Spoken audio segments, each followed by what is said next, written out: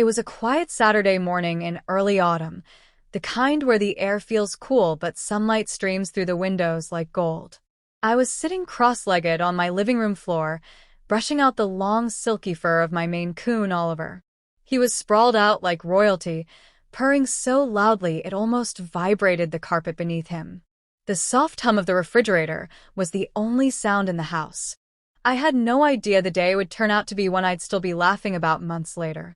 Oliver had this habit of rolling over dramatically, exposing his fluffy belly, and batting at my hands when I brushed near his paws. I was chuckling to myself, talking to him in the ridiculous baby voice I only ever used for him. "Who's a handsome boy?" "You are." "Yes, you are." I probably sounded absurd, but Oliver didn't care. He lived for the attention. I was completely absorbed in the moment when the front door creaked open. I froze for a second, wondering if I'd forgotten to lock it. A few seconds later, a familiar voice called out, "Aunt Lily?" It was my nephew, Ryan. He was 17, lanky, with a mop of brown hair that never quite stayed where he combed it.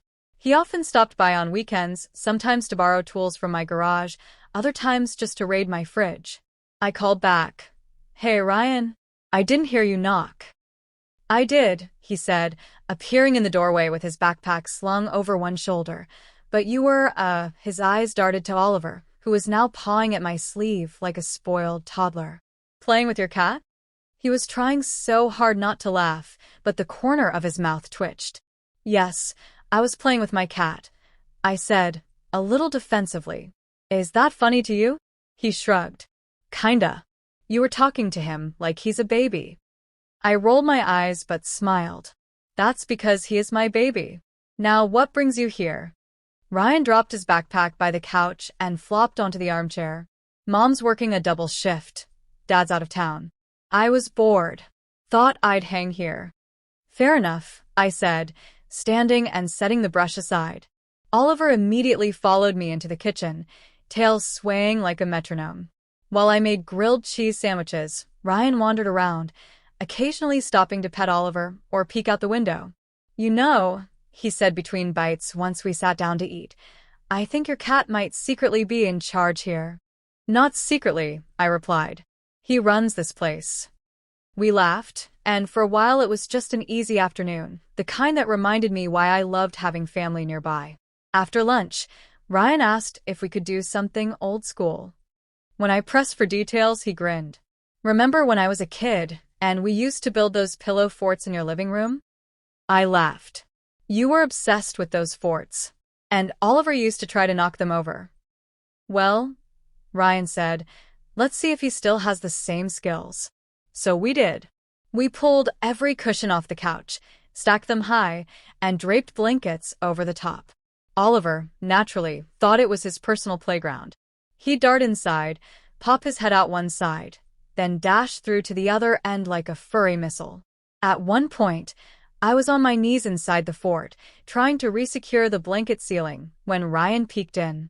"You know," he said with mock seriousness, "if anyone saw us right now, they'd think we've lost it." I laughed so hard the blanket collapsed. Oliver took that as his victory and pranced away like he'd just conquered a castle. Later in the afternoon, a storm rolled in. The sky darkened, thunder grumbled in the distance, and the sound of rain began tapping against the windows. Ryan and I sat on the floor, watching the rain blur the world outside. Oliver curled between us, eyes half closed. In that quiet moment, I realized something.